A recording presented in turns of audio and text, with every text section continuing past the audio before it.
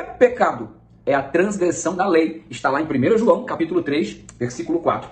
Todo aquele que peca transgride a lei, porque pecado é a transgressão da lei. Pecado não é transgressão da lei.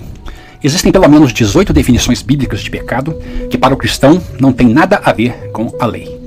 Definição 1. Todo pecado e blasfêmia serão perdoados aos homens, mas a blasfêmia contra o Espírito Santo não será perdoada. Qual lei diz para não blasfemar contra o Espírito Santo? Definição 2. Porque se não credes que eu sou, morrereis nos vossos pecados. João 8,24. Qual lei diz para crer que Cristo é o eu sou? Definição 3. Se fosseis cegos, não teríeis pecado algum. Mas porque agora dizeis, nós vemos, subsiste o vosso pecado. De que lei e que mandamento Jesus está falando aí? Definição 4. Se eu não viera nem lhes houvera falado, pecado não teriam. Mas agora não tem desculpa do seu pecado. Que lei e que mandamento foi quebrado aqui? Definição 5. Quando ele vier, convencerá o mundo do pecado, da justiça e do juízo. O pecado porque não creem em mim. João 16, 8-9. Onde tem lei mandando crer em Cristo? Definição 6. Nenhuma autoridade teria sobre mim se de cima não te fosse dada. Por isso quem me entregou a ti, maior pecado tem. Que mandamento de que lei foi violado aqui? Definição 7. Nenhum pecado cometi contra a lei dos judeus, nem contra o templo, nem contra César. Que mandamento de que lei define que há pecado contra César? Definição 8. Porque todos os que sem lei pecaram, sem lei também perecerão.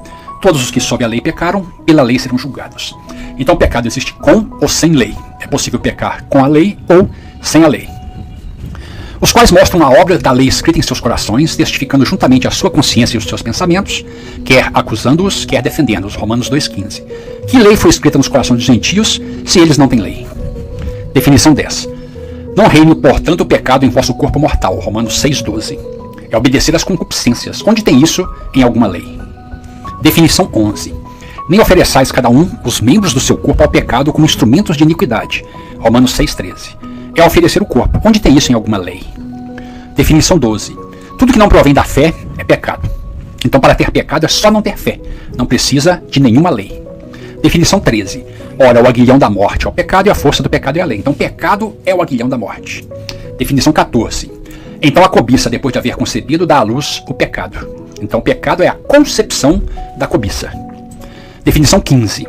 Se todavia fazeis acepção de pessoas, cometeis pecado. Então pecado é fazer acepção de pessoas. Qual mandamento de qual lei proíbe a acepção de pessoas? Definição 16.